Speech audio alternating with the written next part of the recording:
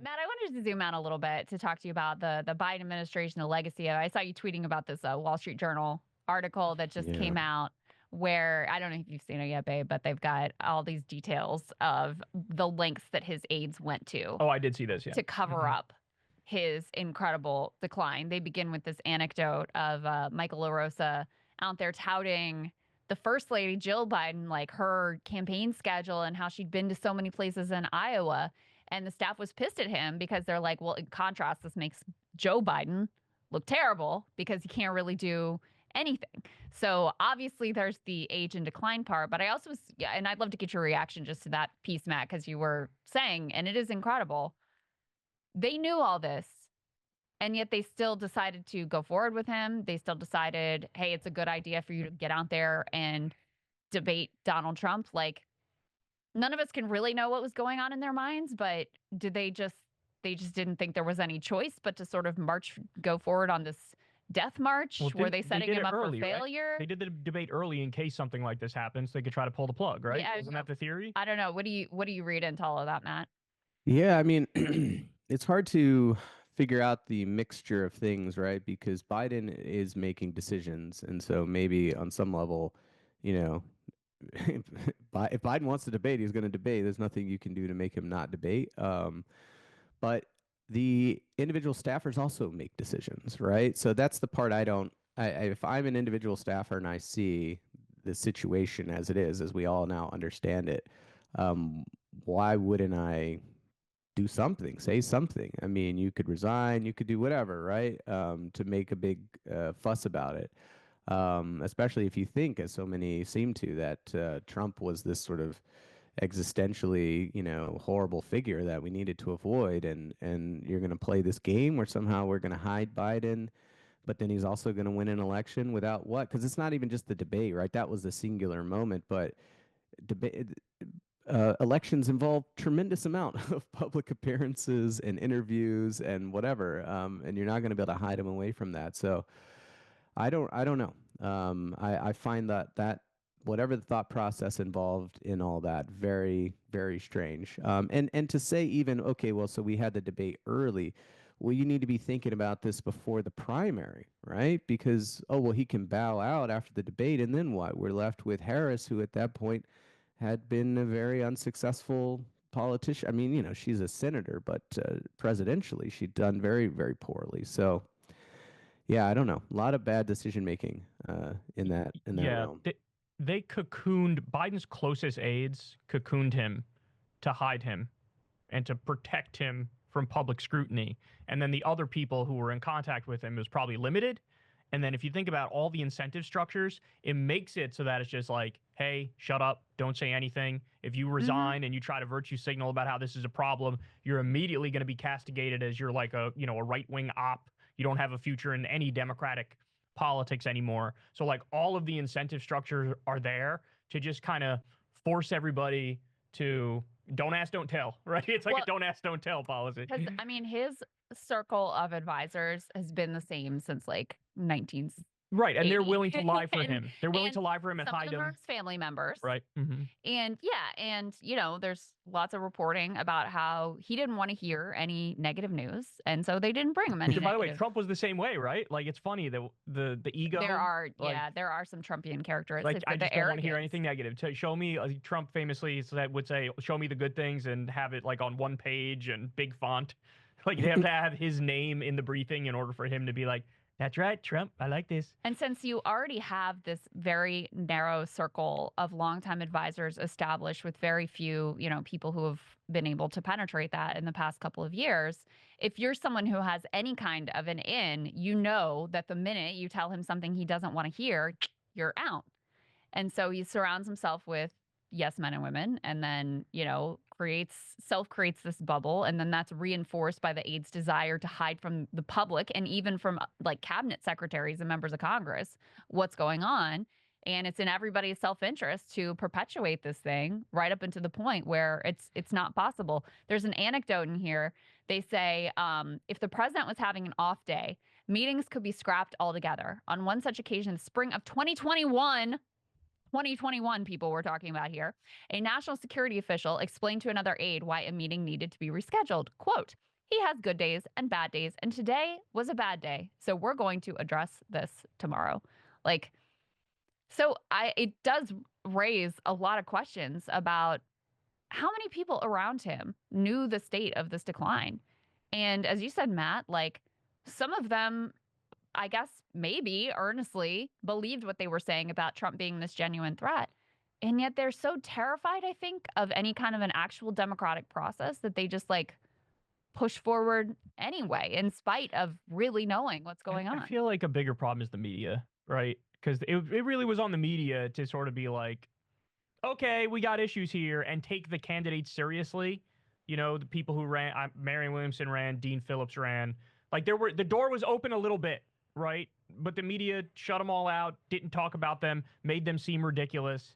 And obviously all the governors who had a chance, like Gavin Newsom and all of them, they sort of fell in line circled the wagons and backed after off. the midterms were decent. Yeah, but like, don't you? I'm curious what you think, Matt. Was a bigger problem the media in this whole thing for not taking challengers to Biden seriously, or and not doing more reporting earlier on, or too. reporting? Yeah, that's the media failure I'd focus on more than anything. I remember Olivia Newsy had a piece shortly after kind of this all went down with the debate, where I mean, she basically is indicating that, you know, she's known that he's had trouble for a while. She's been covering him, and she kind of then lays it all out, and that's all well and good. But then, you know, you kind of look at it and you think, well, Olivia, like maybe you should have written about this a year ago when you seem to have indicated you had knowledge of it. And there had to be a number of media people who had some kind of information about it. It seemed like partially what happened among liberal media is they just decided that this was like a Fox News lie. I remember when there was what was it? It was they had a special counsel to investigate. Oh, that's right. Yeah, the classified documents. Something Robert Hur. Oh, like yes. And this dude was like, yeah, he's an old man who means well, but damn, his brain is not working. And everybody was like, how dare you, sir?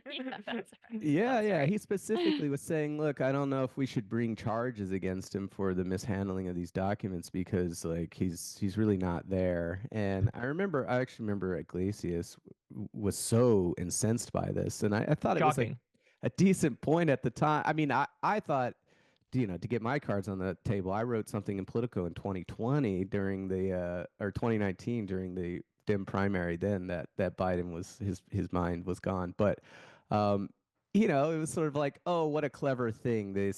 They couldn't find enough evidence to charge him, so instead they're going to spear him and say that he's just completely gone. And, you know, I don't know, just this sort of desire to think, well, that's a right-wing smear, that's a right-wing smear, that's a right-wing smear, I think kept people from looking at the reality and reporting it correctly. That happened with Julian Castro. I was thinking about him in the too. debate. He was like, did you just forget the thing you said 5 seconds ago? And it was something that us Bernie people at the time were kind of pointing out, like, hey, man, he lost his fastball at the very least. But it was and maybe that's part of the problem, is that everybody dismissed it then, and he won the election. So it sort of felt like, well, I guess they were being hyperbolic. If the guy could win, obviously his brain's working good enough.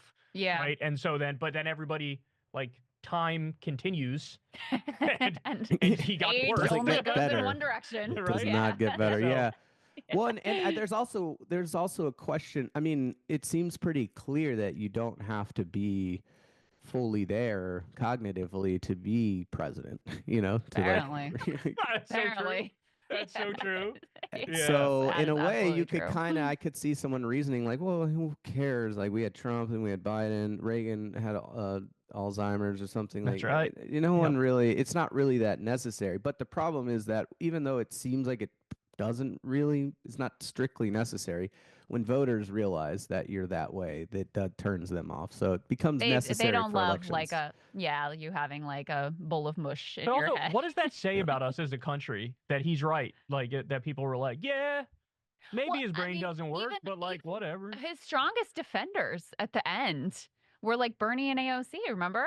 That was crazy. That was a political calculation is what that was. I mean, I think it was that, but I think also ideologically, like on an idea, like we got Lena Khan And this transition, I do want to hear your thoughts, Matt, on kind of like the Biden economic legacy. We got Lena Khan. We got Jennifer Abruzzo at the NLRB, who was fantastic. You know, we got some industrial policy and a few things that are like a legitimate, minor, but legitimate break with the neoliberal era.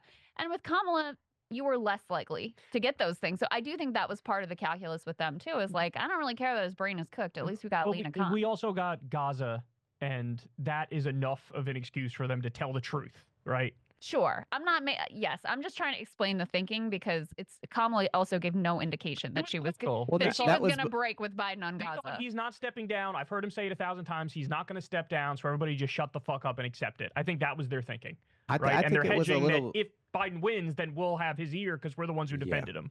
Yeah, no, right. I think because I remember for a while it wasn't even clear it was going to be Harris that would take over. There was a lot of, when they were saying all that, no one knew what would happen. But I think the assumption there from Bernie world, Bernie specifically, not like, his fans, but was, look, Biden very, very clearly is not going to step down. He's made this so clear. So here's a little moment where kind of the center is abandoning him and they're calling on him to step down. We know he's not going to. So what if we kind of, suck up, fill the void, get close to him? And he did actually adopt some of their policies. I remember in that brief period after the debate before he dropped out, they got him to endorse national rent control.